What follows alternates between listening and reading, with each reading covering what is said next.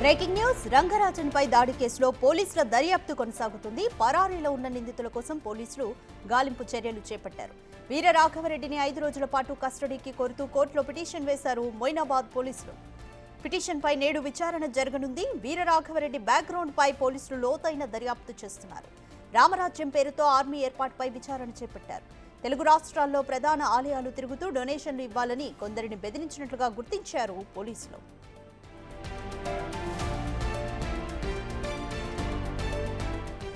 రంగరాజన్పై దాడి ఘటనను తీవ్రంగా ఖండిస్తున్నాయి హిందూ సంఘాలు. రంగరాజన్ను పలువురు రాజకీయ నేతలు పరామర్శిస్తున్నారు.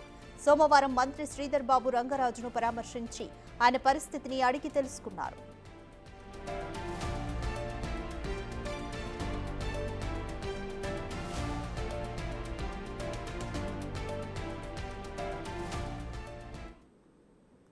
మోర్ డీటెయిల్స్ మా ప్రతినిధి సురేష్ అందిస్తారు. సురేష్, చిలుకూరు ప్రధాన అర్చకులు రంగరాజన్పై దాడి కేసులో పోలీసులు ఫర్దర్గా ఇంకా ఎటువంటి చర్యలు తీసుకోబోతున్నారు? వీరరాఘవరెడ్డి బ్యాక్గ్రౌండ్పై పోలీసులు లోతైన దర్యాప్తు ప్రారంభించారు. ఇప్పటికే పరారీలో ఉన్నటువంటి మిగతా నిందితుల కోసం టీమ్స్ గాలిస్తున్నాయి. వారు ఎక్కడున్నా అరెస్ట్ చేస్తామని చెప్పేసి పోలీసులు చెప్తున్నారు. అయితే రంగరాజన్ దాడి తర్వాత రంగరాజన్ని అనేక హిందూ సంఘాలతో పాటు రాజకీయ నాయకులు కూడా పరామర్శిస్తున్నారు. చిలుకూరుకు వచ్చి ఎందుకు దాడి చేశారు, వాటికి సంబంధించిన వివరాలు రంగరాజుని అడిగి తెలుసుకోవడం జరిగింది. నిన్న మంత్రి శ్రీధర్ బాబు కూడా స్థానిక ఎమ్మెల్యేతో పాటు కలిసి రంగరాజన్ని పరామర్శించడం జరిగింది.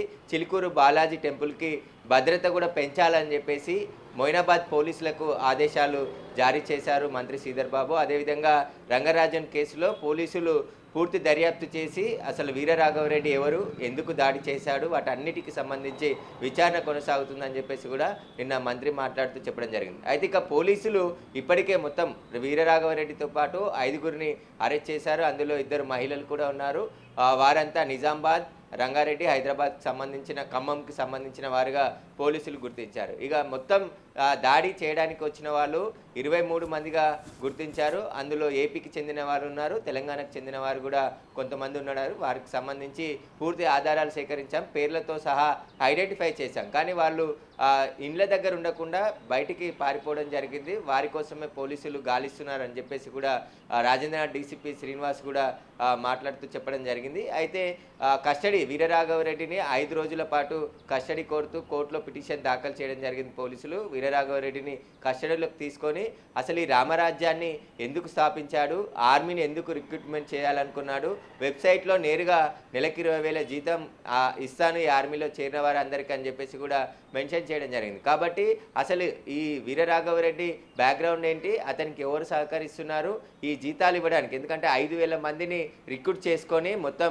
2 తెలుగు రాష్ట్రాల్లో రామరాజ్యం స్థాపించి మొత్తం ప్యారల్గా ప్రభుత్వానికి సమానంగా తన సైన్యం పనిచేయాలి, హిందూ దేవాలయాలను రక్షించాలి, హిందూ భూములను రక్షించాలి అని చెప్పేసి కూడా ఆయన ప్రచారం కానీ స్పీచ్లు కానీ ఉన్నాయి. కానీ హిందూ సంబంధించిన అర్చకులను ఇట్లా గురూజీలనే టార్గెట్ చేసి బెదిరింపులకు పాల్పడ్డట్టు పోలీసులు గుర్తించారు. అనేక టెంపుల్స్ కూడా కోటప్పకొండ, కనకదుర్గ దేవాలయము, ఇటు చిలుకూరు బాలాజీ టెంపుల్, ఏపీ తెలంగాణలో ఉన్న ప్రముఖ ఆలయాలన్నిటిని కూడా అక్కడికి వెళ్ళి తనకు సంబంధించి నేను ఇట్లా ఆర్మీ ఏర్పాటు చేయబోతున్నాను, దానికి మీ సహకారం అందించాలి అని చెప్పేసి చాలా టెంపుల్లోకి వెళ్ళినప్పుడు వాళ్ళు సరే అని చెప్పడంతో అక్కడ ఎలాంటి వివాదాలు తలెత్తలేదు. కానీ ఇక్కడ చిలుకూరు బాలాజీ టెంపుల్ కూడా వచ్చి రంగరాజన్ని మాట్లాడి, ఎందుకంటే లక్షల్లో భక్తులు వస్తుంటారు, శని, ఆదివారం, శుక్రవారం రోజు వేలల్లో సంఖ్యలో భక్తులు చిలుకూరు బాలాజీ టెంపుల్ని సందర్శిస్తుంటారు. కానీ ఆ సమయంలో భక్తి ఎక్కువగా ఉన్నవారు ఎవరైతే రామరాజ్య స్థాపనకి అనుకూలంగా ఉండేవారిని సెలెక్ట్ చేసి తనకు అందించాలి అని చెప్పేసి కూడా రంగరాజన్ని బెదిరించినట్టు రంగరాజన్ పోలీసులకు ఫిర్యాదు చేశాడు. దానికి నిరాకరించడంతోనే రంగరాజన్పై దాడికి పాల్పడి ఆయనని కింద కూర్చోపెట్టి బెదిరిస్తూ వీడియోలు కూడా రికార్డ్ చేసినట్టు కూడా ఇప్పుడు పోలీసులు గుర్తించారు. కాబట్టి అసలు వీరరాఘవరెడ్డి బ్యాక్గ్రౌండ్ ఏంటి, ఈయనకు సంబంధించి క్రిమినల్ బ్యాక్గ్రౌండ్ కూడా పోలీసులు గుర్తించారు. ఇటు హ్యాబిట్స్ పోలీస్ స్టేషన్లో ఒక మహిళపై అసభ్యంగా ప్రవర్తించిన కేసుతో పాటు బంజారాహిల్స్లో కూడా ఒక ప్రభుత్వ ఉద్యోగిని బెదిరించినట్టు కేసు ఉంది. ఆల్రెడీ 2 కేసులు ఉన్నాయి. ఇంకా ఎక్కడెక్కడ వీరరాఘవరెడ్డిపై కేసులు ఉన్నాయి. వాటికి సంబంధించి పోలీసులు ఆరా తీస్తున్నారు.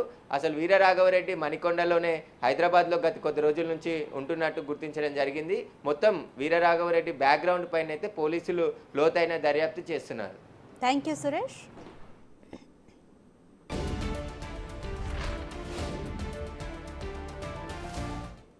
బులెటిన్లో షార్ట్ బ్రేక్ తీసుకుందాం. Stay tune.